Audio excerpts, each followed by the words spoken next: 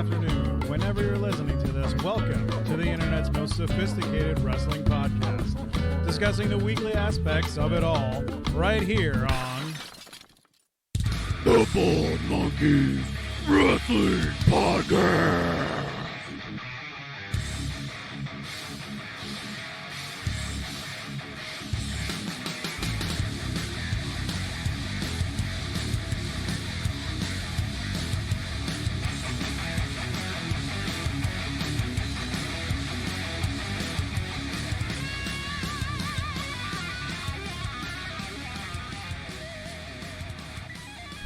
Welcome, ladies and gentlemen, to the Bald Monkeys Wrestling Podcast, and it is important that I touch on one thing that's been bugging the crap out of me today as I sat here and prepped for this podcast, and that is that, man, I am no good at picking NXT UK, and I am no good at picking AEW.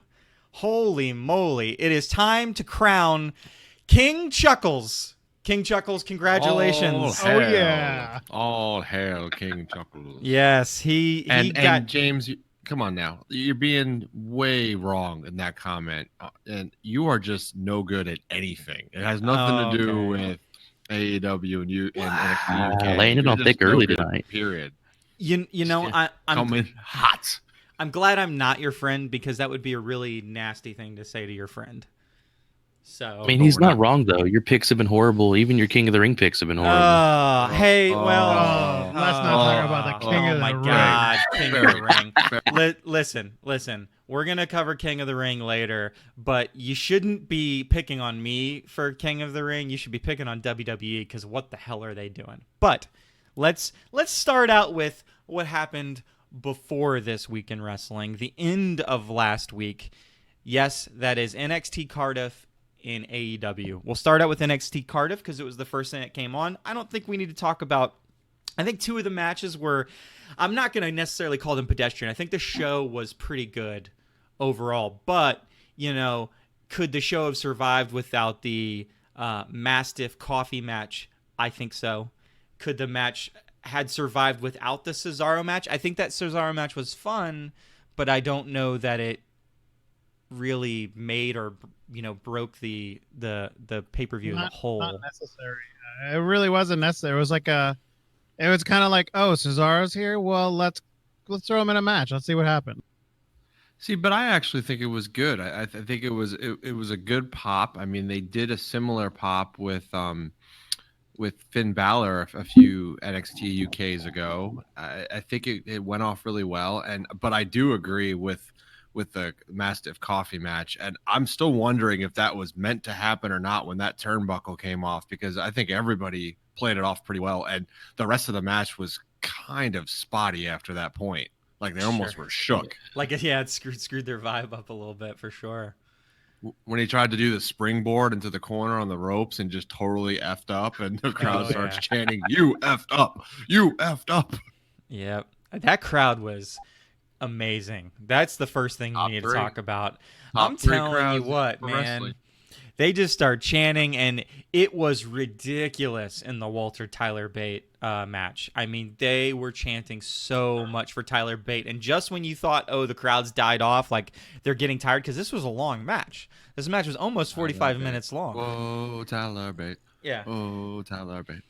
Yeah, it was. They just chant the whole match. It's great. And I still have to understand. Does anybody know why they took the shoe off? Why was everyone taking their shoe off? They were all just holding their shoes up in the air. I don't know what they're even doing. Like we call Canada Bizarro World. I don't even know what's going on over there over the pond. It's just craziness. Well, okay, all that chanting stuff is from soccer. Sure, absolutely. I think the shoe thing, I think it's like an encore kind of thing. Like if you really enjoy something, apparently over there at some parts of Europe they throw shoes at you. That was amazing. Well, shit, I'd be like, what, bro? Get out of here. It's really awesome. I throw bricks. Let's go. Come on. Yeah. Next time we're out, if someone just gets hit in the side of the head with a shoe, that's me just telling you, hey, we're having a good time. Here's a shoe. Ooh.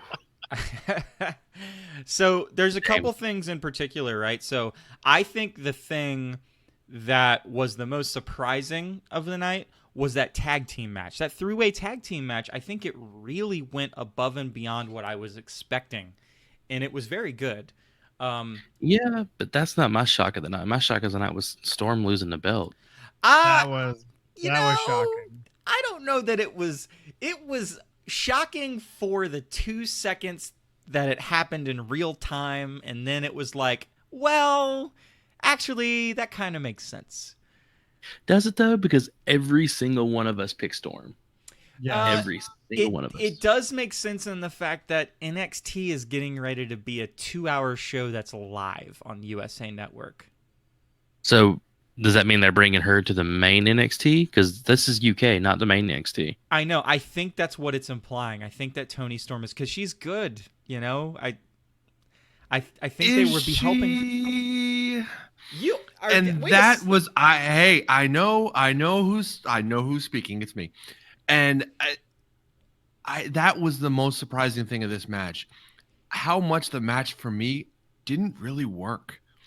It almost felt like chunky, like it wasn't flowing well, and they had these weird spots, and there was a couple of good, like her finisher move, and I just don't know. It didn't feel like a good match at all. And I think that was the most surprised I was. Not the fact that she lost, because to your point, after she lost, I went, yeah, maybe they'll just bring her to the main NXT show. But the whole match itself just didn't gel and wasn't a good match for two people that have traveled the world together. You would have thought they would have had some chemistry. Did she injure herself? Because there was at least one bump that Storm took where I was like wondering if she injured herself. And maybe they just called like, that's one of those things that you just have in your back pocket. Yeah, if you guys are fighting and, an injury happens to happen and you know about it, just you tell the other person, yeah, let's go to the finish and, Right, but I would almost say that I wouldn't think that Storm got hurt. I would have thought that Kylie Ray got hurt. Like, did you see that when she dove outside the ring and basically landed dead on her head? Yeah. And then they did the finish right after that. That's the spot that I thought, oh, maybe she's really hurt. But I don't know. I didn't notice anything specific where it looked like Storm got hurt. I just noticed that it wasn't really a great match, which I'm surprised because usually Storm's matches are good. Well, it was a match we were cool on too, right? Like we were like, we don't know about this match because of the pair up. And I think the fact that it didn't go well was only a little disappointing from that standpoint because I don't know that I had high expectations for it. I had better expectations than that. I mean, yeah, I don't know. as did I. So just disappointed and shocked at the same time. But ultimately, all the matches, I mean, were nowhere near what that main event was. I mean, the Walter Tyler Bate match, just the crowd being in it, some of the spots they tried to do, the storytelling, wrestling for what, 45 plus minutes. It was a memorable match. The power of the mustache is strong. Not strong enough though, because it's strong enough, but it's strong. I never said strong enough. Big strong boy. Big strong boy. It was a good match. It was a very good match. Although I could see, because I've seen criticisms of the match and people thinking that it was too slow, it was too paced out, but I felt like that was necessary for the storytelling. With Walter, it has to be because Walter is very strategic about his moves, and he's a bigger guy. Yet he could do some stuff, even being a bigger guy.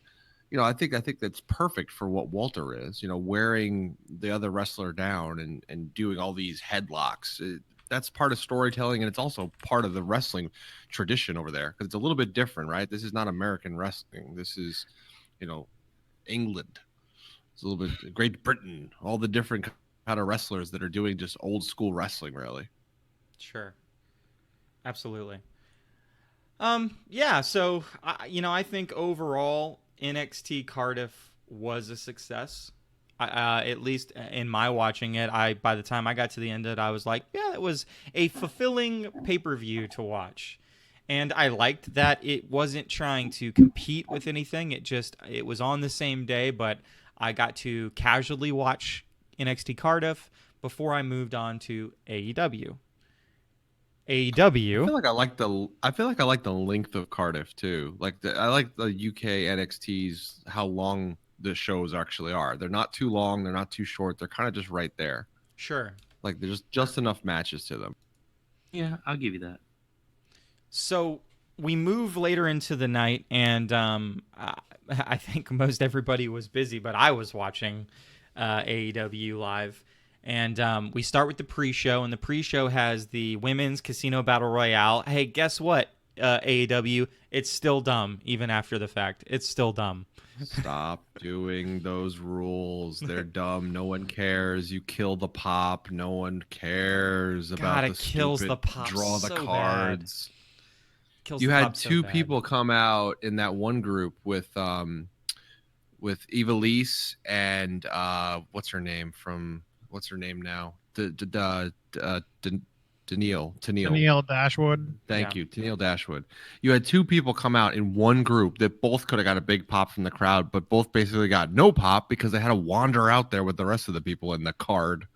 Yeah, and you could definitely see some weird timing issues too, because they had a countdown for one of the groups, and then they showed the card, and then nobody came out, and it was because we need Nyla Rose to throw everybody out of the ring so that now we can have the people come down. And I'm telling you what, with those chaotic matches, they definitely haven't gotten a grasp of the production of those yet, because so many times it's like you hear this crazy pop of that people are like looking up at the ring, and it's like, cameraman, who is coming down? And then the opposite of that, no, why did you just turn? There was this crazy thing getting ready to happen in the ring. Like, it's all in crazy matches like that, it's all a timing game, and their timing was not spectacular. It makes you appreciate, what WWE is and how good WWE is at camera work and just making sure the production quality is perfect just about every time. By the way, I did get that pick right, thank goodness. And that's a good pick to get right. If you're gonna get one pick right, make it be the match where there's 21 people. And you were the only one to get it right too. Yeah. It made sense. It made sense. It made sense, but I just think it was a terrible match all around. Yes. I don't know if there was any good spots in it at all. I'm not going to call it terrible, but I will say it was just pretty average, if not a little bit less than average. I'm not going to say terrible, though. Tell me an exciting spot in that match. I wasn't ready to be put on the spot, so I don't know. I not liked being it. ready is not the question. Well, it's okay, the fact that there wasn't a memorable spot. I think I liked the bit where Nyla actually was able to hang on. I mean, she's pretty big, so like for her to get thrown over the ropes and then she held on really well. I thought that in itself was a memorable match, and then she jumps up and does the double kick. Now, it wasn't the prettiest double kick to each of the opponents ever, but I appreciated the spot. You can't call that a double kick. That is not a double Well, kick. That was a cartwheel. Yeah. One person got kicked and the other person bailed. I appreciated the spot. So I'm not going to say terrible. But was it the best thing? Did it deserve to be on the pre-show? Yeah, because it would have been a little bit.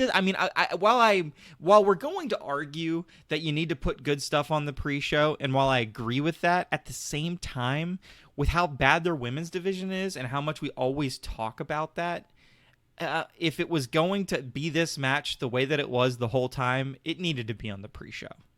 If your women's division's that bad, stop putting every single one of them in the ring in a match and just focus on the good ones and start training up the ones that need more work. That's the thing, is they're just trying to get their women's wrestlers' names out there because they know it's independent and they're about to go on TV, so they want to get some kind of recognition with the names. I get the mindset of it, but like you guys are saying, you can't just keep having car crash after car crash just to get their names out there. Exactly. We had a few car crashes. That was the only bad one. You can have car crashes. They're okay. Are the biggest car crashes the WWE tag team division. Exactly. We're not talking about that right now.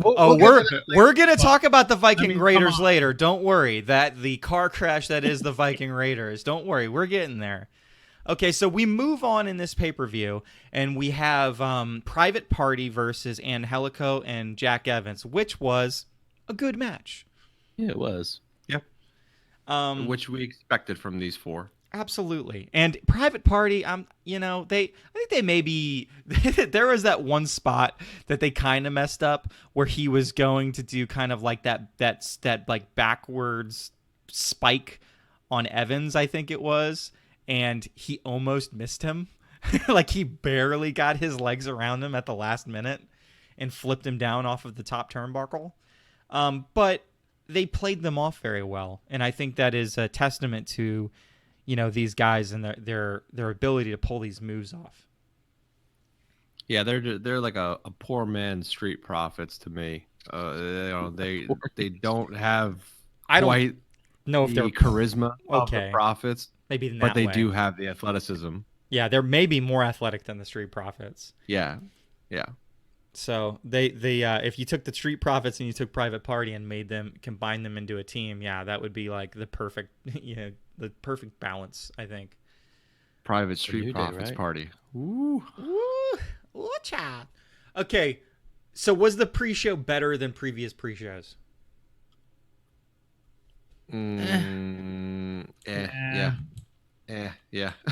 It's same. Begrudgingly, yes. Yeah.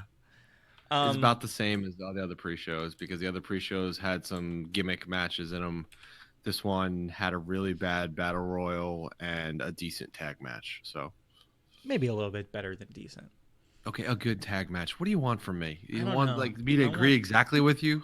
100% not of the going- time. You always gotta bully us. I know. Big That's big. Fiend. The big baby's the bully. Big baby bully Jimmy. Big baby Jimmy and his big bad AEW. Okay, so next tag match we run into is SCU versus a boy and his dinosaur with Mark Stunt, or is it Marco Stunt? SCU, baby. I told you guys, and you Well- all sided against me. Well, And I was like, come on. good classic wrestling trope, right? Age versus experience. I mean, that's really Yes, what it came down to. And experience won out. I mean, but Luchasaurus.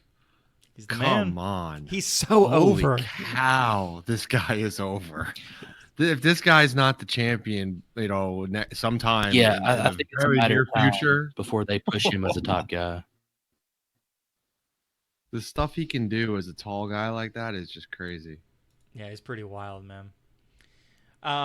Yeah, so that was definitely a very fun match. It was a quick match though, and I don't know that it had, I guess as you would say about the women's battle royal, I don't know that it had so many memorable spots to me. There was a couple good ones though, but that being said, the next match I think was Pac versus Kenny Omega, which I think when you put it on paper that you've got two great wrestlers and the amount of time that they really had to set that match up, I think it's a little bit hard not to be at least a little bit impressed. There was a couple times where it kind of felt flat and they didn't quite tango with each other perfectly, but they had like 10 days of lead time or something like that to put that match together. Yeah, for a last second kind of, hey, Moxley's not going to be able to make it, we need an opponent for him match. They did a good job. It was obviously a lot of great spots in it. But you hit it on the head. They kind of they missed the rhythm there a little bit on a couple of instances in the match, which takes it away from being one of those like really high caliber matches. But they hide it really well, the two of them. There's a couple of times where I thought they were like really hurt themselves when they were falling into the barrier there, because that barrier seemed really close to the ring. It almost like there wasn't enough room on the outside. Hey, they got to fit an extra row of chairs, man. That's more tickets they can sell. They need to think about that because someone's going to get seriously hurt. Yeah. Speaking of seriously hurt, the next match, the Cracker Barrel Bloodbath is what I'll call it. Oh my goodness gracious, this match. I think they were trying too hard. Well, congrats to Chuck for being the person who chose this match correctly. Oh, yeah. Yeah. Chuck just keeps rolling with these picks. I really was surprised. I did not expect them to have Jimmy Havoc win. And again, that was just based on me doing predictions based on me watching Story through their YouTube channel and stuff like that. So me watching the interactions between the people and saying, okay, from a story perspective, I think it makes more sense for a person over here to win. But I don't know, man. Maybe Maybe that's just going to be their thing. I mean, they could run that for a while between those three. How do you let someone put tacks in your mouth and then tape it shut? You're a crazy hardcore wrestler. That's how you do it. You're insane. There's a lot of people that think a lot of different things about hardcore wrestling, and it's gotten to the point now where some people think it just goes a little overboard, and some people it just really works for them. I've always loved hardcore wrestling, so the match really worked for me. I really, really enjoyed it. And my favorite spot, actually, of that entire match was one of the less violent spots, actually. It was where I believe it was Jimmy Havoc did a monkey flip to Joey Janela, who was sitting in a chair, and it flipped over, and he landed back on the chair and sat down and made a big spectacle of the fact that he landed. It might have been one of the best spots of the night. Him being able to land that was really cool. Yeah. It was pretty wild. And the skateboard with the thumbtacks on it was just oh my goodness. That was one of those ones where I was just the whole time before it happens, I'm just no. Poor Janela. No, don't do this. No. Janela is the low key, most hardcore person on that whole roster. He's crazy. I feel like he's always part of the craziest spots. Yes, he always ends up with something like a tack or a staple or something, or a cigarette stapled to his head or something. Insane, man. That guy's nuts. So then, past that, right, we have a criticism that me and you, Chris, have always talked. We talked about it when we went to the Royal Rumble the one time, about how certain matches and stretches of matches, it'll really take it out of the audience. So if you book the pay-per-view correctly, you put a match that is not going to be great in between a bunch of matches that are going to be great, and it's this natural okay, it's a chance for everybody to cool down. It's a pee break match. It's I hate that we have that, but it's necessary because the crowd's not going to be in it the whole time. So we roll into the Dark Order versus Best Friends, which was the perfect place for this match, because it was never going to be the match that was going to blow the roof off of the building anyway. This to me was the honestly most forgettable match of the night, which is sad because I like both tag teams and what they're putting together with tag team wrestling, but there really wasn't much to this match to mention. It was predictable until you finally get a new wrestler introduced to the crowd. Yeah. If it wasn't for that, honestly, I don't know that this match would even be worth talking about. Orange Cassidy. And I love that he always does everything with his hands in his pockets. It's pretty spectacular. Dude, the guy dove out of the ring with his hands in his pockets and never put his hands back in his pockets and rolled back in the ring. He never took his hands out of his pockets. He's awesome. He took his hands out of his pockets when he was, hugging with the best friends, basically. Hugging with the best friends and going to the corner like he was going to step up on the ropes, but he would only step on the first rope and just put a thumbs up to everybody. That was it. He's so low-key, it's hilarious. So we all got the next match wrong. Riho ended up winning the women's match. And I'm disappointed in it that. makes sense. No. Steven got that one right. Did he He's get it the right? only one that got that one right. All right, there you go. Congrats, Steven. We were all incorrect. But it makes sense. It makes sense when you look back at it, because in the short history of AEW, on the pay-per-views, you've only had Nyla Rose lose one time, and she got pinned by Riho. I don't know. I'm just disappointed. I think it's the better matchup.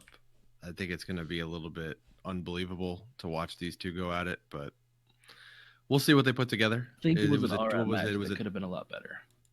Yeah. Well, I feel like it was almost rushed. There was a couple spots where I feel like they were trying to speed things up and get through the match. Well, their whole pacing the whole time was okay, I got to run to do everything. It was chaotic. I enjoyed it, actually. Yeah. Because you hate women's wrestling. Well, no, I think women's wrestling misses the mark a lot, and from a speed perspective, you talk about how chaotic this match was, and I thought it was a good match in comparison to something like the Natty Lacey Evans match from this past week, where they almost tried to do the same thing, where they tried to go like really fast, but then it kind of died out and it just was kind of bad. I felt like this did that a lot better. And it was, I don't know. They have, those two wrestlers can definitely do it because both of them are great. So a match that was trying so hard for me but never won me over. In fact, I would go as so far as to say that I hated the match. Cody Rhodes versus Shawn Spears. It started so good. It was a WWE match. That's what it was to me. And that's not what I was looking for. It was like that. It's like that weird like WWE celebrity spot match. So Chris was dead on. He said Arn Anderson makes all the sense in the world, and he was right. Arn Anderson comes out and gets involved in that match. So kudos. But what a terrible way to do it. Yeah, it didn't even work. And then why is Blanchard just walking to the back? Why did he leave? Like he just kind of like, oh, what happened? I don't know what happened. I guess I'll just walk to the back now. Okay. Like why were we to believe that because he was so shocked that Arn came out to do something that he was just going to leave ringside completely?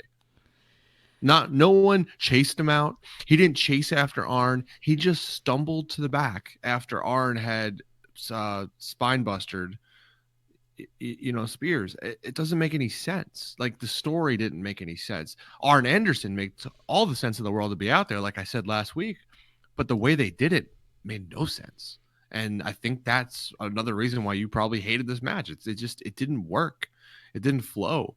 I mean, from the point that when Cody came out, they couldn't get the dog to come out without the fireworks scaring the crap out of him. Yeah, I felt bad coming for the out dog. in Star Trek. Well, actually, outfits, I'm a which nerd. I get. I and enjoyed it's the cool, hell out of that. But I don't know. The whole Diamond Dallas Page being part of the quote unquote family. I think they could have. Why wouldn't Dustin be coming out with him? And let's be clear about DDP something. spot. Let's be clear about something. The most important part that Chris just mentioned.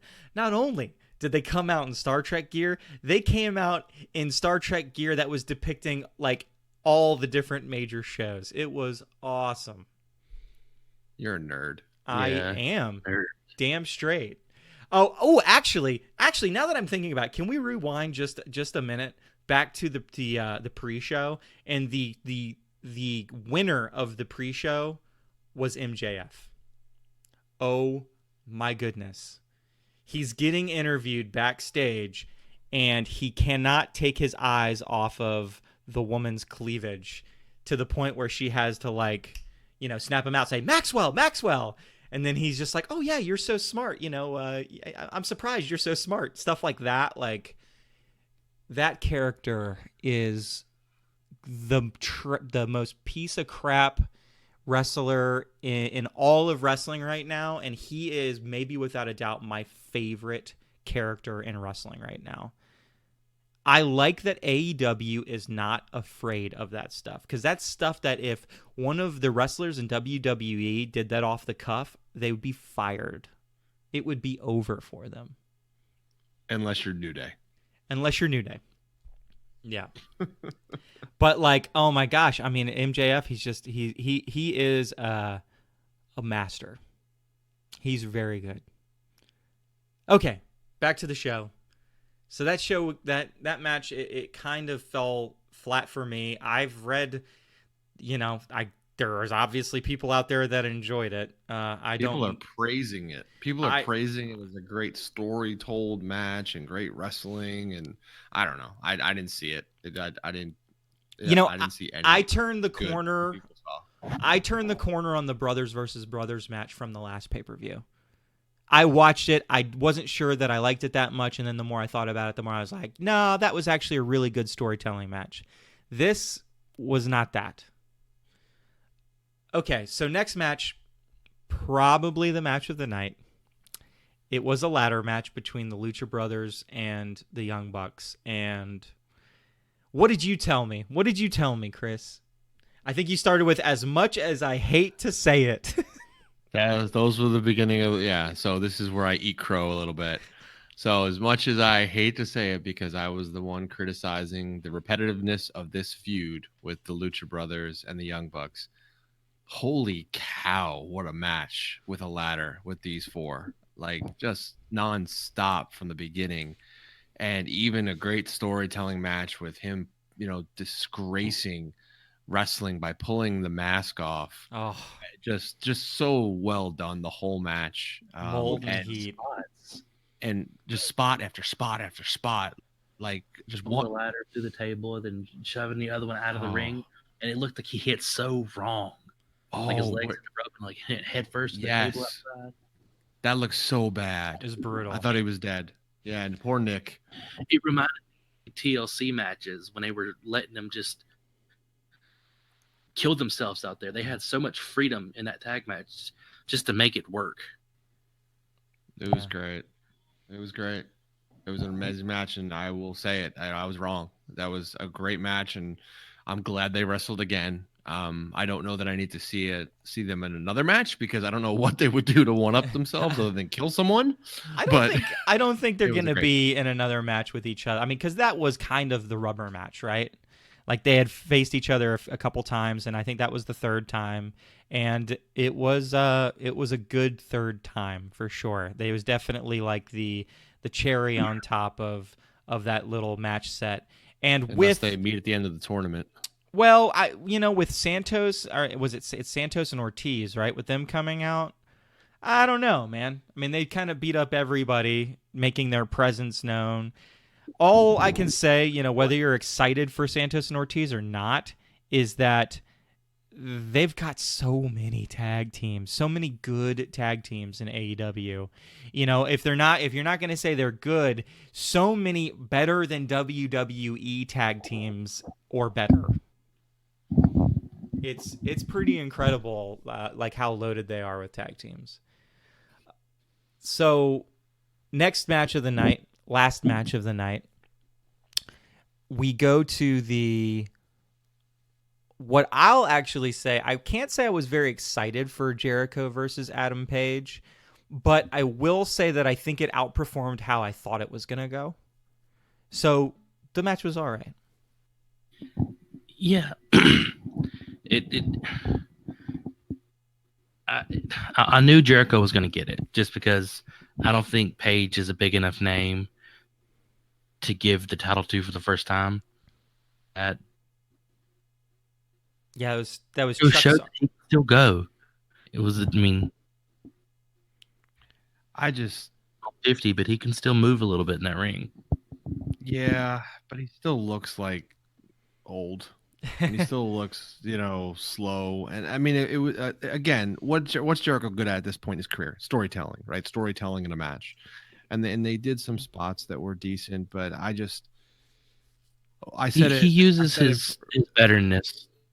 Yeah, but it's like that wasn't the match for the belt. Like that shouldn't have been the match. Should not have been for the belt. Like that they could have put Omega versus Pac in there for the belt, and I would have bought that more. They could have put Cody and somebody else in the match for the belt, and I would have bought that more. And just for some reason that match with the pairing of Jericho and Page, it wasn't there. They tried to build it up. They tried to build up the whole like eye shot from Jericho to Page, previously, but it was okay. There was more interest in after the match in Jericho going to Longhorn Steakhouse and losing the belt than the actual, match itself. Well, all the line of Jericho and his bubbly are pretty good too. I've enjoyed those. Well, they're always great, right? It's the fortune thing, right? Like, so he gets that belt, loses that belt, gets that belt stolen, and all of a sudden it's, we're going to use this as a storyline. The reason this is because they found the belt. The cops found the belt, and they actually posted on their Twitter that they found the belt, and like 16 minutes later, they took that post down. And I think it's because AEW is like, hey, can you please take that post down? We're going to use this as like a storyline. That's what I said in the group chat. Yeah, and they're going to, yeah. And a big payoff at this point, whoever it is. Let it be a big moment. And the Omega Pack match, they said whoever won gets a future shot at the belt, but they're already advertising him against Cody at their Full Gear. I think that's just how they make their extra money at this point. I think that's maybe what they've learned from WWE is that, you know, you can charge bigger ticket prices. Although for AEW, they still have the honeymoon period, so everybody's going to pay those prices because they want to be there and experience it as it's getting kicked off on TV in October, right? Yeah. Members after October. Why go ahead and announce your next main title match when you have a good month on TV where you can build up to who he faces? Well, it's not too late to change it. I mean, WWE does that all the time, man. Why make your first defense WWE guy against a WWE guy? Like their whole thing was they're not WWE. They're not going to be like TNA where they had to rely on the people that everybody knew. They're doing. Yeah, they are. Sure they are. They're doing it right now. Like they talked a lot of crap about that's not how they're going to do it. And well, here's the thing. Use the guys that have the name recognition now to build the name recognition for the other guys so that eventually you could have a whole roster full of people you know. So who does everybody know? Everybody knows Jericho and Cody. Everybody knows Omega. Everybody knows Pac. Everybody knows the Young Bucks. Everybody knows the Lucha. Use those guys, right? Sean Spears, everybody doesn't know. The only reason we know Sean Spears is because of Dillinger. And not everybody even knows that. So he's the guy that Shawn Michaels kicked in the face backstage. Yeah, he was. He was the extra that got kicked in the face, yeah. So, I don't know. All I know is Corey Graves is a monster, and I love him. Did you hear the line he pulled out on, was it on Raw or SmackDown that the 24/7 title was being defended a bunch? What did he say? He goes, he's just won the 24/7 title. He's probably going to go to some chain restaurant now in a limousine. I did hear that. Beast. Love Corey Graves. Good stuff. Pulling out the shots on Jericho. You think Graves has become one of those guys that Vince McMahon has like the biggest hard on for, and just like, you know, he can say nothing wrong at this point? I think I might have one for him. Whoa, okay. And then it got awkward. So pay-per-view's over. Move into the week. So Raw, SmackDown. Should we talk about King of the Ring? Fucking King of the Ring. I don't get King of the Ring. I'm so perplexed by King of the Ring. I'm just going to say, I made my pick last week, and after the turn of events that happened this week, even Kurt Angle tweeted out the other day that it's finally time the world realizes that Chad Gable is that good. Oh, you mean that his son is that good? Is that what you meant? Might be his son, but he's still, he's going to win King of the Ring. So, I mean, at this point, why not? Corbin has anything to do with it? King Corbin. King Corbin. I don't know. Guys. What are you guys doing? It's going to be like Gable. He's gonna be lucky to get out of that triple threat match. And why would they do that? Because it's an easy way for Corbin to win that match and get over without one of the other guys taking a clean pin. Because one of them is going to put the other one down, and Corbin's going to come in and steal the pin. That's the perfect way of doing it to keep, either Joe or Ricochet looking strong. And then Corbin just takes advantage of the fact they beat the crap out of each other, and one finished the other one off. So I think it's a perfect move. They're going to book Corbin like they used to book Edge? Works for me. Edge was a pretty good wrestler and a pretty good character. Yeah, he was. That opportunist. And then we're gonna have David versus Goliath in the finals of Corbin versus Gable there. Yeah. I still think I almost still think that Elias might end up in the finals, and he might actually just have KO, screw him in the finals. But it probably makes more sense for KO to screw him in the semifinals and have Gable and Corbin in the finals. And the fact that KO wasn't there this week, I think, just brings home the fact that he'll be there next week to screw over Elias. It's not. Though they did run that promo with Joe in the back, and it could be a situation where they're teasing the fact that Joe is picking on Gable, and it might be Joe and Gable in the finals. That's true. And That then is true. your from a distance prediction is it's not too late for KO to screw over Elias and for Shane McMahon to take his place. King of the world. Yeah, That's stupid. it's very possible though. So this is what we got. So we're just gonna go. So the matches that we had Cedric Alexander versus Baron Corbin, which was a good match. You know, Cedric Alexander is a good wrestler, and he made Baron Corbin look very good. And one of the things when wrestlers make, in particular, the deep six look good, that's one of my check boxes. I love it when he does the deep six on somebody, and that person makes it look great. And man, it looked great. Even his end of days look good. Like that, he made that look pretty good too. Yeah. Which I know is not the best finisher, but I think the deep six is actually better looking than the end of days, but it looked good. Then we have Samoa Joe versus Ricochet, with ends up being a draw. So we have Corbin versus Ricochet versus Joe. On the other side, we have Elias beat Ali, which was devastating to me. I agree. It just... Whole bracket was gone. Who cares about Elias? Bracket buster. It's fine. I mean, it is what it is, right? I mean, I was busted on the other side, too, because Gable versus Andrade, you know? I mean, there's so many storylines there that if they wanted to pair, like, actual couples up, you know, we had mentioned the king and queen thing. Like, it's gold. It's gold. You barely have to think about how you book it. And then them missing out on the possibility of that Ali Andrade match. That's the most disappointing thing to me. Yeah, but I think the whole thing with Charlotte being the queen, like we said last week, I think it was me and you who agreed on it about Tea Time getting back together. Hell yeah. I think that's just bound to happen at this point now with taking them both out. That's it's either on Raw or SmackDown. It's going to be Becky and Charlotte versus Bayley. Survivor Series. Oh god. Here it comes. Oh man.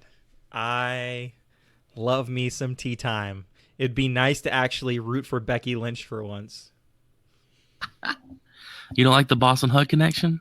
No, I love the Boston Hug connection, but I love Tea Time too. I'm a winner if they face each other. I'm a fan of both of them. The only real issue I have, I mean, I didn't have an issue with the last version. My only main issue was that Bayley has the worst finisher in all of wrestling. True. Belly to belly, off the top. At Survivor Series, the elbow. I was reading a theory that the four of them do face off at Survivor Series in a tag match, and toward the end of it, Ronda's music hits and the four horsewomen come out. Start building that shit for WrestleMania. Yep.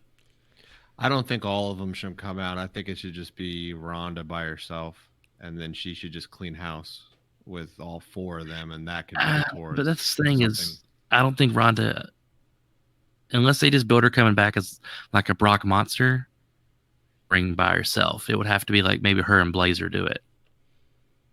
Or if you just bring Shayna Baszler back up, bring her up, the three of them, and they clean house, and then eventually you bring Ronda in, later on. Yeah, like the numbers gamers are too good for them with the 4-on-3.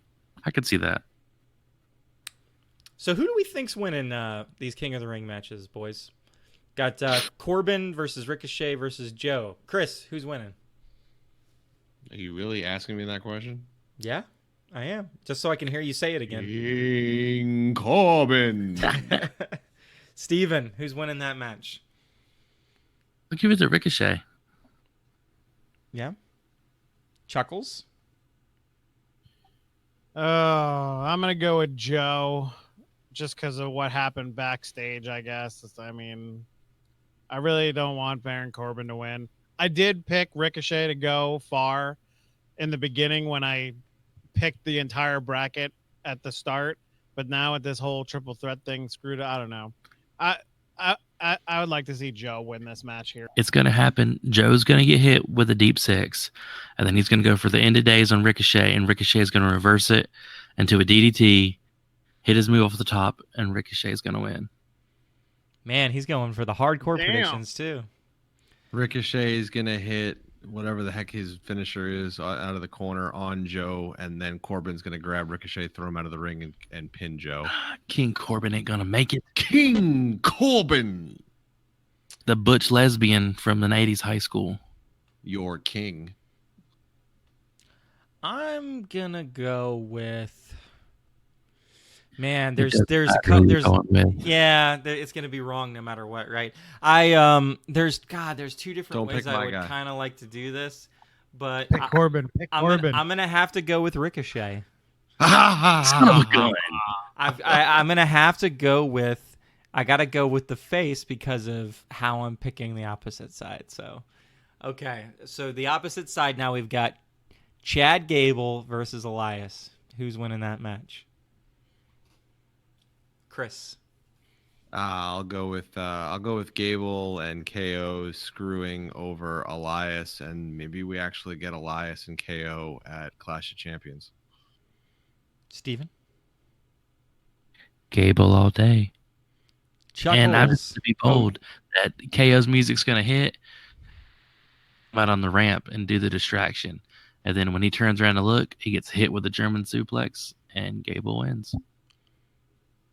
Chuckles.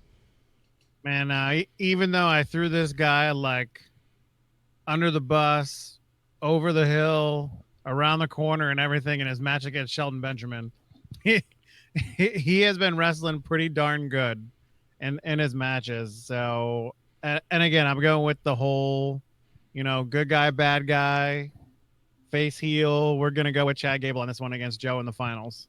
Oh, it's true. I'm going with Elias. And again, this is me going for that bold prediction that you're going to have Elias win this match, and sometime between now and Clash of Champions, KO is going to sabotage Elias, and so he's going to have to be replaced. And who's he replaced with? Shane McMahon, who will ultimately win King of the Ring. The king That would of be the the biggest world. walking pile of shit I've ever seen WWE put out if they do that. I'd rather see Bailey belly to belly everybody. Tell me what you really think, Steven. Well, you know what's funny? You know what's funny about that statement? It kind of makes you think that maybe it's going to happen now, right? When somebody says, "Oh no, they can't do that," would be the worst thing ever. It's like, well, I mean, it could be worse. I mean, maybe Elias gets taken out, and they're like, "Okay, well, we need a new contestant." It's Brock Lesnar. That would be worse. That would be worse. So does Elias looking in the ring What's that? Does he win it? and Shane share that title? No. He I'm, did. I'm saying no. I don't think that makes sense. I think KO. I think you guys are all dead on with that KO screwing over Elias. I just don't think it happens in the next match. I think it happens before the last match ever happens, or at the end of the next match after Elias has already won, and then Elias just can't compete anymore. And yeah, Shane O'Mac, King of the World. So that's King of the Ring predictions. What else happened on Raw and SmackDown this week? We had a weird bit of tag team work going on where you had Dolph Ziggler and Robert Roode in a match with Hawkins and Ryder, in a match that probably should have been the Viking Raiders, but instead we decided this week we would do something brand new for all the viewers, and we would have the Viking Raiders face somebody that we don't know that they were going to squash. Well, one of them was actually the son of a jobber from the 1990s, so that was fun. But beyond that, come on with this nonsense. Put them in the ring with somebody that's entertaining. I mean, the Viking experience at the end was some height that kid got. But beyond that, this is just boring matches. And again, I'm still torn to think, what am I looking at? A face, a heel? What are you? Should I root for you? Should I root against you? Do I think you're powerful? Are you going up against the OC? Are you going after the tag team titles? Why are you fighting these no-name wrestlers every week instead of finding somebody like the B Team or Hawkins and Ryder or anybody else that you want to put out there, even Rude and Ziggler, and just fighting to a no contest or something? Who cares? Just anything better than these jobbers. It's getting ridiculous. It's weird, isn't it? Like, you would have thought that after last week, when they got into it with the OC and both of them got disqualified, that the OC would be integral to the Viking Raiders storyline, but no. We're going to put the OC, and now I understand why the OC is all surrounding that Seth Rollins, Braun Strowman storyline. It's about story continuity. How many times do I have to say this every single week? You don't do something like that and then just fucking drop it. It makes no sense. Well, then we're also going to slowly layer in the OC with Cedric Alexander, the fact that they're just going to randomly jump him in the back. They could have done everything, I think, with the OC so much better over the last couple of weeks. It just makes no sense what they're doing to them. They push them. Now all of a sudden it feels like they're just pulling the rug right out from underneath their feet. It's getting annoying. It's getting to the point of, are the Viking Raiders just going to be shoveled underneath the carpet? Are they going to be like a Ryback? Are they going to be like the numerous other people that the WWE has done this to? It's like, come on, it was fine. A month of, squash matches just to get them out for people to see the whole gimmick and stuff. Okay, that's great. But now it's getting to the point where the regular wrestling fans are like, well, why are these two huge behemoth guys wrestling nobodies? And I really don't care about them anymore. They're pre-burying them if they don't get them into a storyline. And like you guys just said, yeah, I understand why the OC was going back with Braun Strowman and Rollins, but I mean, at least do something. Yeah, they came out earlier, but have them come out again, or have anybody come out. I mean, God forbid, you actually build up, an up and coming tag team, and they had great matches in NXT. And this has nothing to do with me having a beard and all and looking like these guys and whatnot. And it's just annoying. And that's the point where I'm at right now. It's just annoying. I'm not even going to give a crap when they wrestle a team that actually, is an actual tag team. Yeah. Don't tell Chuck to give a crap. Don't tell him what to do. He'll get very angry. It's disappointing. That's what it is. Because they could do a lot. And you know what? I mean, AOP is coming back soon from some of the things that I've read. I mean, hopefully, they start to get back into the fold. I mean, the Usos have been gone for a little while. The whole drunk drive. Yeah, let's get them back into. Let's build up all the tag team stuff. I mean, we talked about it. I don't know if it was last week. It must have been last week with the whole tag team turmoil stuff. Actually do it and have a good, tournament for it and a good outcome, and not the BS outcome for a filler for a little bit, in the tag team division. It's also sad that, this topic has become our squash match. we do this topic every single week, and the reason is because they do the same crap every single week. every single They week. need to push tag wrestling. They need to figure it out. They're on the cusp of it. They have all the right ingredients, but they're not putting it together right. Like, look, they have tag teams on NXT. They have tag teams on SmackDown. They have tag teams on Raw. They have tag teams on NXT UK. They even have tag teams on the 205 Live with the Bollywood Boys. Like, you have tag teams everywhere. So let's start having tag team wrestling. Let's build a giant tag team tournament like you did with the cruiserweights. Let's do that. And let's just have matches with like phenomenal tag teams every week and have a huge tournament bracket. And let's do that for the next 8 weeks. That would be great. Not this nonsense with the tag teams. You're about to get squashed by AEW because they're about to do tag teams right. And if you don't hurry up and do something about it, your tag team division is going to be a joke. You get a tag team. You get a tag team. You get a tag team. It's like we're Oprah. There's so many tag teams.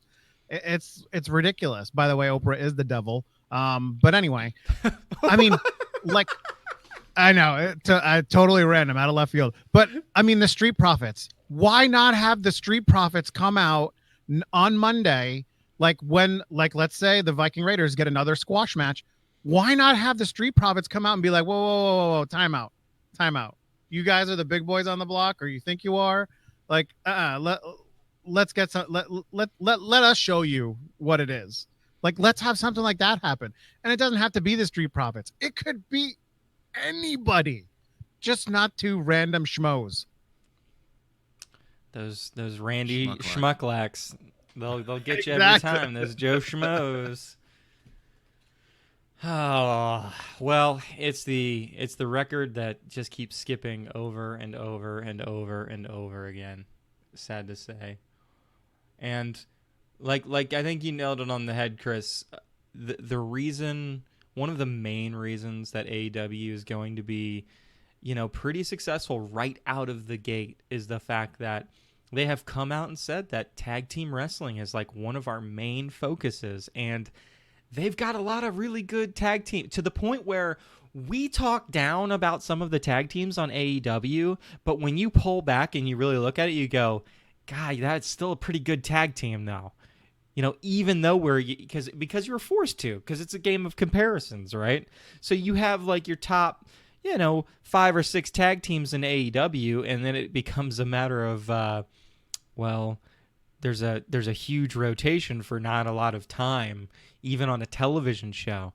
Now, good news is, and I sent this to you guys on text chat earlier this week, was there was a report that came out that talked about how on AEW they will be rotating people in and out of the show, and you won't likely see the same people, week after week after week after week. Hello, WWE. That was what I said you should do forever ago.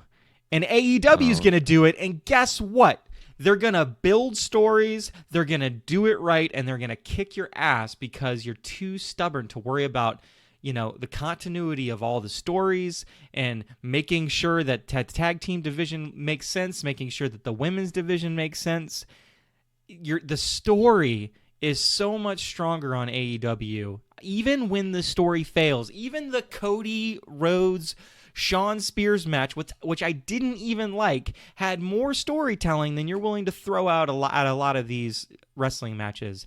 And what happens is WWE, they get a taste of a story that they like and they latch onto it and they throw everything they can at it. So everything revolves around Seth Rollins and Braun Strowman, and everything revolves around Becky Lynch, and it's not necessary.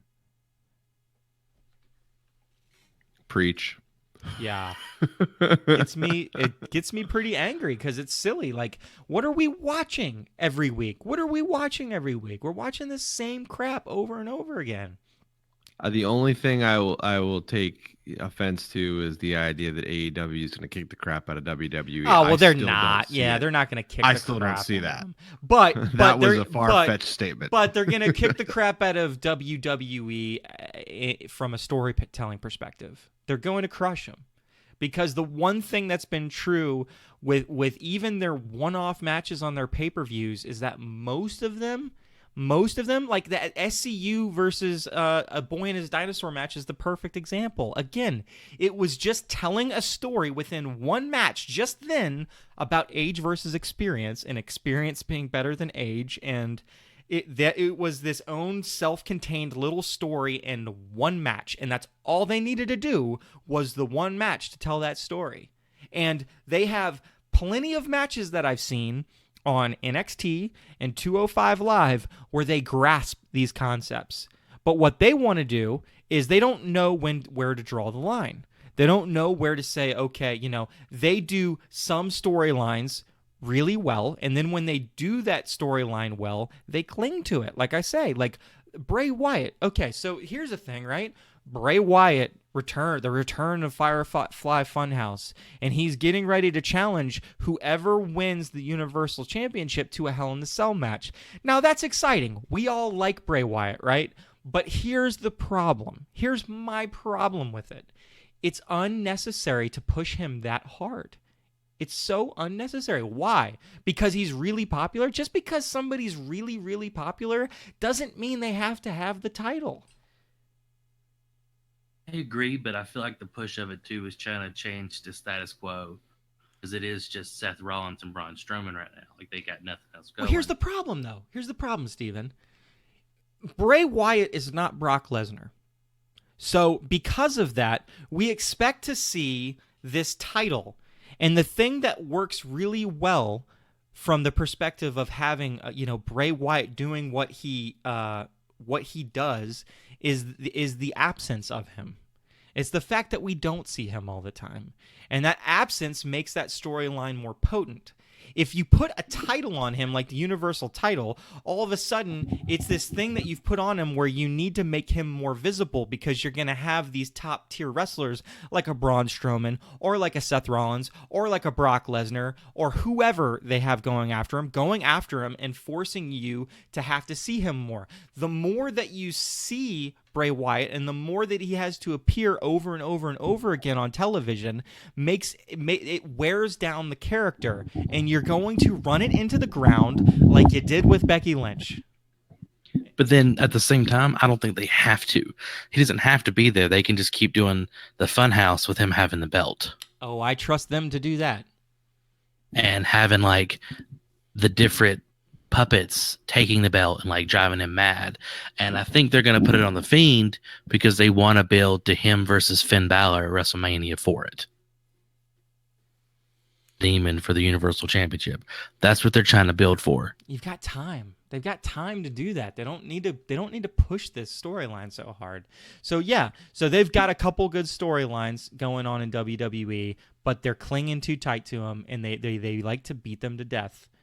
And then they've got the storylines that they think are really good because the crowds, they all cheer for Braun Strowman, and then they all cheer for Seth Rollins, so they must be like, that must be the really good story we got going. No, it's a horrible story. It was a better story when Braun Strowman wasn't in it, and it was AJ Styles and the OC against Seth Rollins, because that felt like a more fluid, like, okay, here are two superstars, to be fair, that everybody does like, so it checks off the boxes for the mainstream fan, but it had a more interesting twist to it than interjecting Braun Strowman into it. Strowman doesn't make any sense in the storyline. If anything, it would have been better to just have Braun Strowman on his own trying to interact with the Fiend and have that be a separate storyline that has nothing to do with the main title.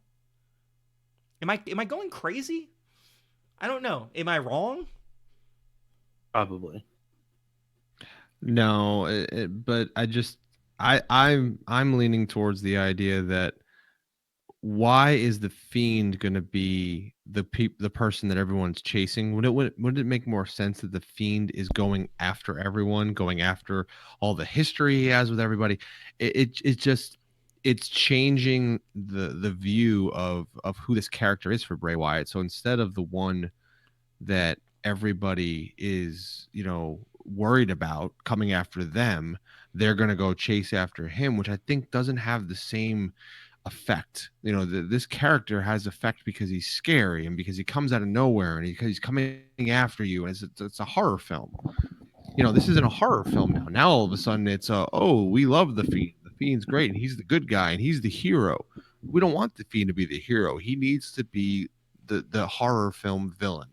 And this way of putting him into the title picture so quickly is taking that away. It's taking that that mystery away. The whole thing, and it could just be they put him in a Hell in a Cell match for the belt, and he never wins nor loses, and that could be when the Demon comes back, and there's a disqualification because the Demon and the Fiend go at it, and it's going to be Seth. Seth walks out with the belt still at the no contest because that's how you start their feud. It doesn't work. It doesn't work. You've put yourself Half into a the stuff they do doesn't work. I know. That's the problem. That's the whole point. The whole point is let's push past the things that, you have something that's working. Why are you going to tweak it and make it not work? You back yourself into a corner and you're going to screw yourself over with the biggest thing you got going. It is the hottest storyline in all of wrestling, and you are going to ruin it. Because Vincent Kennedy McMahon does whatever the hell he wants. And that is the problem. But do you even think that they have a end game, or at least a middle game for the whole Fiend storyline? When you storyboard something, you have it played out from beginning to end just about for a certain thing.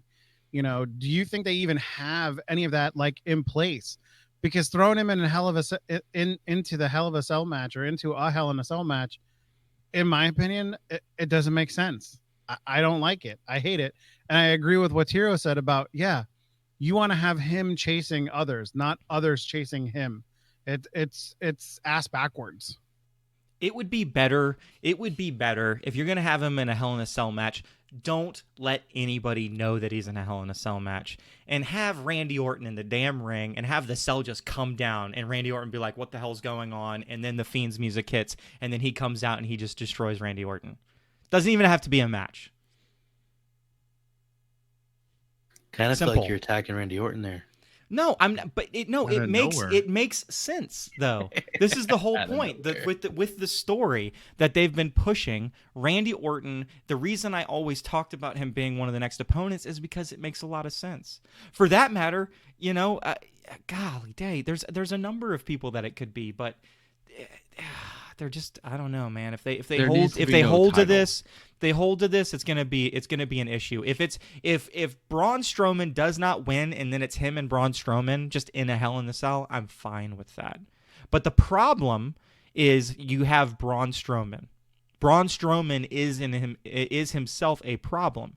So there's only one way around the Braun Strowman problem. You can't have Braun Strowman be afraid of the Fiend, but you can have the Fiend win over Braun Strowman or take over Braun Strowman. And that's kind of the only in game that I think makes sense to the story. If you really want him to just go and win the family back, but win them back to the Fiend side. Or take revenge on the family. Yeah, take revenge on him makes more sense. There you go. Yeah, but you, just take the belt out of it. But Strowman's the wrong. Strowman's the wrong. And this is, as much as I was praising the Twitter stuff back and forth, I like it, but it still doesn't make sense because the problem is Vince likes the big guys and Strowman's a big guy, so they're going to be so worried about always making sure the big guy looks strong. That doesn't work with the Fiend right now. The Fiend is supposed to be all-powerful strong. And because you decided not to create this Mr. Rogers character as a wrestler, and it's not too late, but because they haven't done that, then there's no easy out. I think you should interject him into the Roman Reigns storyline with Rowan and have the Fiend being the one that's in Rowan's head and has turned Rowan against Daniel Bryan and made, no one tells me what to do, except maybe it's the Fiend telling Rowan what to do, and the Fiend is in Rowan's head. I'd rather interject him in that storyline than interject him into the Universal title storyline. Yeah, it's not too bad. I think it's better than what they got going right now. That Daniel Bryan storyline, that Roman Reigns. Oh my gosh. So it was last week, right? How do we fix this? And I don't know that it got worse. It just got weird. I guess. I just don't really know what they're doing with Daniel Bryan though. Is it a ploy? Is it not a ploy? What the hell is going on? I don't know. Like, I don't even know what my response is to that. Like, I could easily make we play the how do you fix this storyline? Well, okay, it's a ploy. That's how you fix the storyline, right? Because if it's just Rowan and it was just Rowan all the time, what are we planning? Are we just going to have a Rowan versus Reigns match and then triple threat? what? It would probably be a triple threat, wouldn't it? They've already announced the match, but it's not too late to make it a triple threat with Daniel Bryan. Why is this match a Clash of Champions? Or a handicap match? Every match should be for the belts at Clash of Champions. Because it's dumb. Because they're probably not going to have all the belts being defended at Clash of Champions is kind of almost what it sounds like. No, they have to. That's like the whole premise of Clash of Champions. Every belt will be defended, right? Do they have enough belts to take up, 15 hours worth of time? Man, it's going to be a long night. They can do it. But you can't have a pay-per-view without a Roman Reigns match at this point. And I don't necessarily disagree with that. Right? I think Roman Reigns puts on good matches. He puts on perfectly good matches, so he should have a match, but should it be this match? Probably not. But what else can you do with him at this point? I don't know. I'm dumbfounded. Like, what do you like, I don't want him to do anything in the title picture. Like, I like Reigns not needing to be in the title picture. I like Daniel Bryan not needing to be in the title picture. I hate to say this, Chuck, I'm sorry, but I feel like Rowan is the problem in this right now. It's like he's muddying the story to the point where it's like, until we get some kind of answer, it's like, it kind of sucks. Yeah, no, I agree. I mean, the story took a turn and it made it kind of stagnant. It's like, well, okay, this is where we're at. Well, sure. I mean, that's kind of like, it sounds like where we are right now with the whole storyline. I mean, I like Rowan getting some time with the mic, and I like Rowan getting some like star time. I mean, I thought he did a great job on the mic. Yeah, I'm all for that, but it just, I don't know. Like, from here, it's gonna be really hard to get to a big, a big pop point, a big crescendo into the storyline. I especially think, yeah. I'm sorry, you go ahead, Chuck. Oh, it goes back to the whole, like, what's the end game? Like, we already talked about last week. I think it was like that. It seemed as if they like re-shot, Rowan in the background of the whole scaffolding falling and all that kind of crap. So like that wasn't where everything started from, so it's just kind of like they're throwing darts at a board, trying to figure out what they want to do with these three guys, and I mean, at this point, like we always like, what's going to save it? Just throw somebody else into it. Like at this point, let's just have a whole, screwed up storyline, even worse. I know that you guys are probably going to hate this way of salvaging this story, but with the way that they like to book and with Fox getting SmackDown pretty soon and then wanting to put certain wrestlers on SmackDown. This is how you salvage this. You create a backstage promo with like a hidden camera or something like that where you have Paul Heyman talking to Eric Rowan and offering him money to take out Roman Reigns.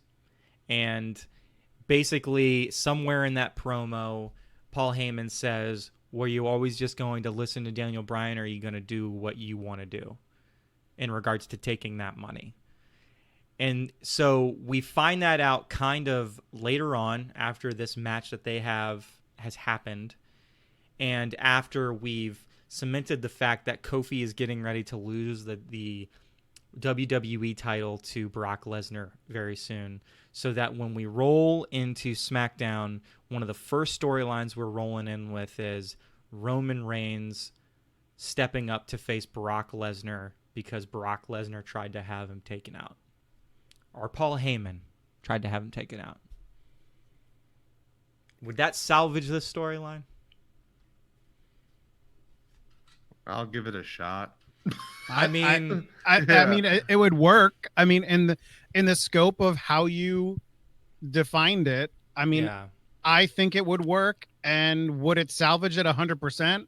No, Not for but us. it would. No, yeah, definitely not. But I mean, I Not think for it would us. be passable. I think it would be a Yes. passable out to this whole thing. It's, oh man, I'm telling you what, guys got me all bent out of shape today, man. I'm still bent out of shape about the Fiend. Good gracious, I could have ranted for another hour about that, but I don't want to take up that much time. So quick question. What do you think is, as I'm looking at the Clash of Champions match card, what do you think the one championship that does not have a match yet is? Anybody? The tag titles. For who? I guess for SmackDown, probably. No. Nope, you're talking about the women. Oh, you're talking about the women?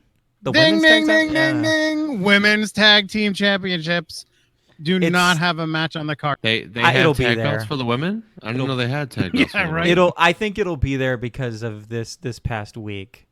Oh, Where yeah, they had Sonya Deville and and Mandy Rose. yeah. So I think that will They end up pinned just the being, champs. it'll end up being a repeat of that at Clash of Champions, and that will be your match. That would give us that would give Clash of Champions, as to what I'm looking at right now, 11 matches on the card, with all but 2 then having a championship in them, and the 2 is just the King of the Ring final, and then the Eric Rowan Roman Reigns. Well, 2 of them will probably be on the pre-show too, or at least one of them will. Probably the Which cruiserweight probably the championship. cruiserweight. Yeah, that's typical. So would you put the cruiserweight and the women's tag on the pre-show? Well, it depends if they're going to have 1 or 2. If they're only going to have 1 match on the pre-show, it's, again, this is WWE. It's not AEW. It doesn't cost a fortune to get these pay-per-views, so I don't think they have to put a great match on the pre-show. So I would just put the women's tag team match on it. Not to mention how good that cruiserweight match Yes. could turn out being, because that's a Yes. hell of a triple threat match. Yeah. Lince Need- Dorado, Give them the spotlight. Humberto Carrillo, and the man, the myth, Drew Gulak. Let them lead the pay-per-view off. I think that's Yeah. a good spot. So I'm fine with 205 Live going on the pre-show, with them being on the first spot on the pay-per-view. To me, honestly, it doesn't matter anymore if 205 Live's on the pre-show. I'm always going to go watch it, and I'm glad people are able to watch it if it is on the pre-show, because they don't have to pay for it. So, get the free preview. Truth. Our Truth, by the way, is the 24/7 champion again. That was a great one. He was a kingly lampshade. It was awesome. It was wonderful. It took me a second to realize he was a lampshade. Like I was confused. Like he was like sitting over there, and I was like, "Oh, does he have a crown?" I'm like, "No, wait a second, that's a lampshade." Did you guys see any of the memes of R-Truth with the AEW championship title and saying that he was the one that stole. I did not know. Oh man, I don't know what I was looking at. It must have been on Facebook. But holy crap, the amount of memes over that title getting stolen was hilarious. That really was a blessing in disguise for AEW in the long run, though. I mean, the fact that they just get to roll with that story, it's good. It'll make for an interesting story going into the first episode. They've started their new series, The Road to like the first episode on TNT. Everything's got to be the road to. Next will be The Road to Full Gear. That's an awful name, by the way. Who picked out the name for that pay-per-view? Was it somebody from WWE? Ooh. Ouch. That was a harsh one, man. Well, Full Gear, that's about as good as Great Balls of Fire. It's like, ugh. When is Great Balls of Fire next year? We should probably go. Are they actually keeping I'm Great kidding. Balls of Fire? I'm kidding. I'm kidding. Why were you all so serious about that? I'm kidding. Listen, man, when it comes to badly named pay-per-views, I don't mess around, bro. Oh man. All right, well, who's got the question? Who's got the roundtable question this week? Somebody's got to have something good for us to tackle. It can be just typical too. What do we want to see? I mean, I guess we are past a pay-per-view, so we are developing to Clash of Champions. It's not too late to maybe change a couple things. What are we looking forward to? How about give me something that'll make the Intercontinental title interesting with this Shinsuke and Sami Zayn and Miz thing we got going right now? How do you make that an interesting match, an interesting storyline, an interesting feud? You want me to flip real quick? I'm going to flip real quick because Flip? last week I was kind of praising that, and I actually hated it this week. Woo! I win again. Terrible. I don't know that I'm going to hate it every single time, but like just specifically, yeah, it wasn't. I don't know that it was doing anything for me. So it feels kind of like, hey, this is the ongoing storyline that's not actually a storyline. We're just going to have you go out there and what we're going to make it like. It's just the holding pattern storyline, which isn't good enough. I don't know. So what do you do? What do you do to fix it, as you always like to say? How do you fix that storyline? Oh, I would have to think it would be long-term stuff, and the easiest way to do it is, Sammy's still out there talking a bunch of crap, and they win. They need to win. They need to beat The Miz, I would say. And then you have Lashley come back and enter himself into the mix and beat the crap out of Sammy, I guess. That's somebody you can bring back that makes sense to Sami Zayn at least, right? I don't know. I don't know that you can. I don't know if it's. I mean, I guess you could just have The Miz win it and have him be the 50 bajillionth Intercontinental Champion. What if you have The Miz almost win, but Sammy basically screw him over, and The Miz eventually needs to bring backup because he's got Sammy as his backup, and we could always reintroduce our friend Rusev into the feud. I mean, yeah. I miss Rusev. I don't know that that's a good storyline, though. Is it better than Sami Zayn just yelling into the microphone over and over again at a jobber? Yeah, it doesn't need to Bring be a back jobber. John Morrison. Oh my God, John Moore. Oh, actually, that kind of makes sense. That storyline kind of makes sense with The Miz. I like that, Steven. There you go. Let's do it. Let's bring John Morrison back. It's the guy we haven't talked about this actually a lot on the podcast, but if there's one thing that me and Steven are secretly rooting for every single time there's ever been a pay-per-view over the last 50 million years, it's please bring John Morrison back. He's the best. Steven, what are you looking forward to? What do you want them? What do you want to see WWE do? Change, manipulate, continue. Just get exciting. Like they have one good week or 2 good weeks, and then it's just like Kind of just, flat. We had that Bailey heel especially- turn, right? That was kind of exciting. yeah, but that's the thing is they have little like flashes of something here and there, but they just break down. There's no consistency with it, or either the storyline fizzles out or it just goes ape shit within a matter of 2 or 3 weeks, and nobody cares anymore, and keeping anybody excited anymore. Yeah. I hate that. They seem to keep other things exciting too. Like I think the 24/7 title, even though it can be a little repetitive, the little set pieces that they do, it's always kind of funny, and they keep it a little bit interesting. Yeah, like I said, they got the little things, but there's the whole big picture of it. Like I remember the whole shows of Raw back in the late 90s and early 2000s, or SmackDown, like they were just good shows from start to finish. Want to be 2-3 hours long, give me at least an hour and a half of good shit instead of 20 minutes. Yeah. I can make a really good argument. I mean, adding NXT being 2 hours, maybe you should move Raw to a 2-hour show again. Make it easier on your writers to actually put out good content on 3 different shows.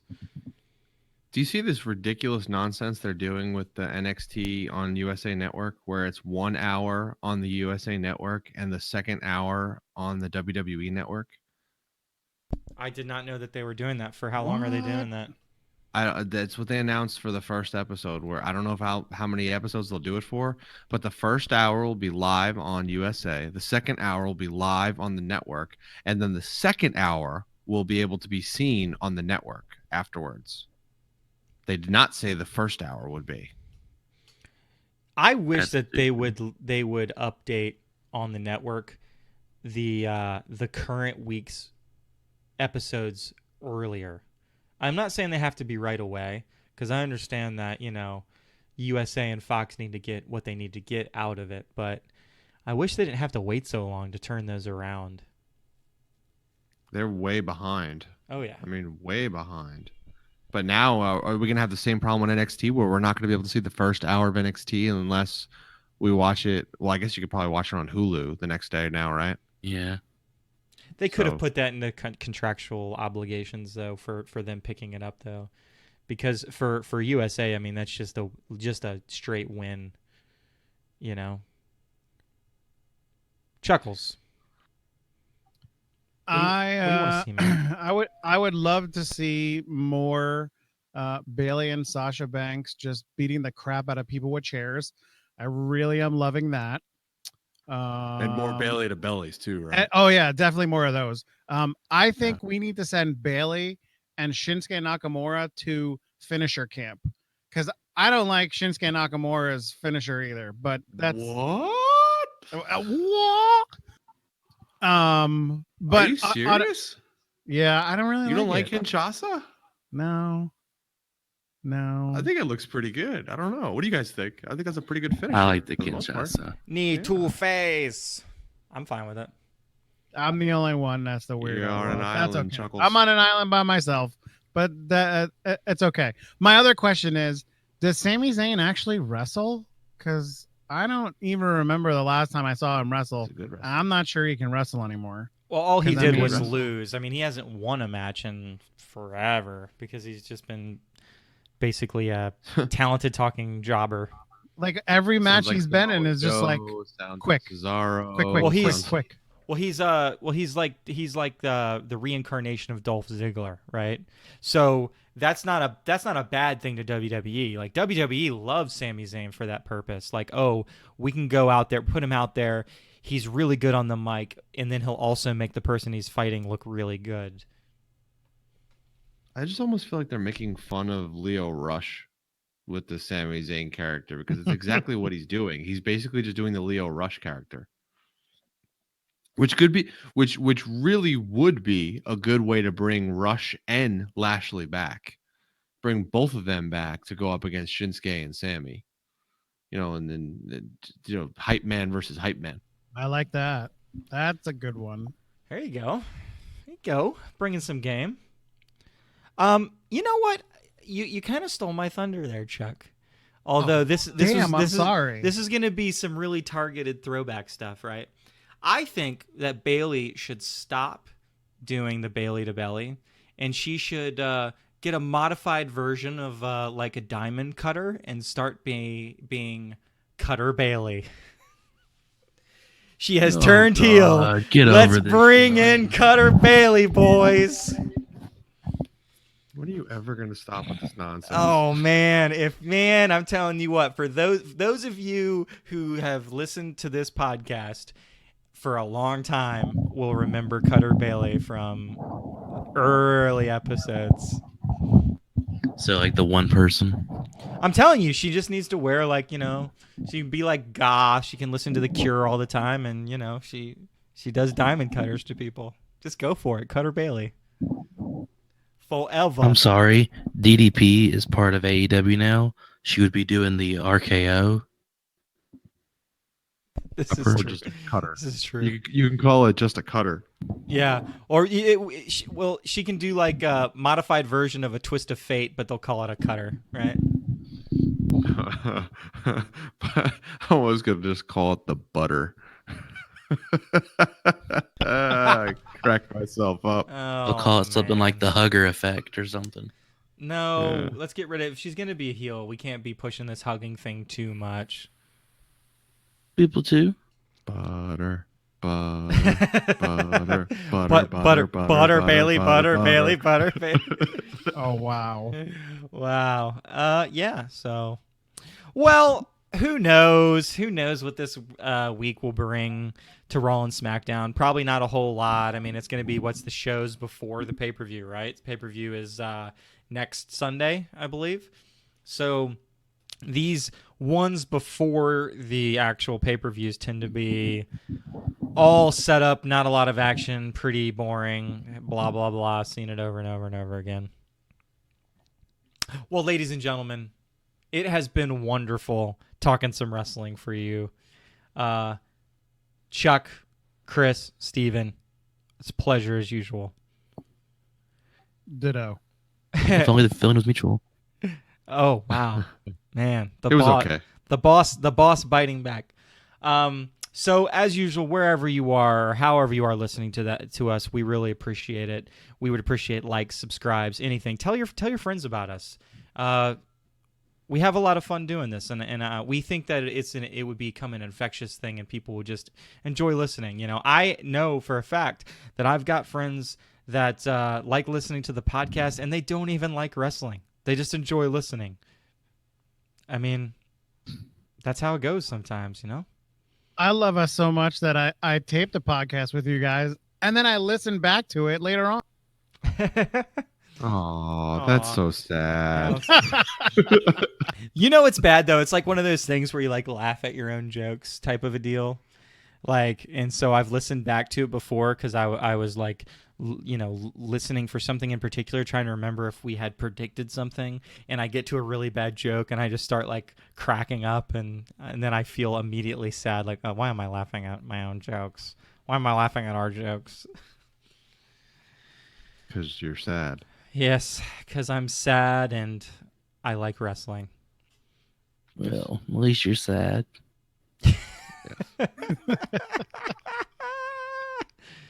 And it took the whole episode to get the name of the episode. That's pretty sad. Extra sad. What's the name of the episode? Something in there about being sad. He'll find it. Don't worry. I'll find it. Something sad. Stay tuned. something sad. I like it. All right. Thanks, everybody, for listening. We'll see you guys next week.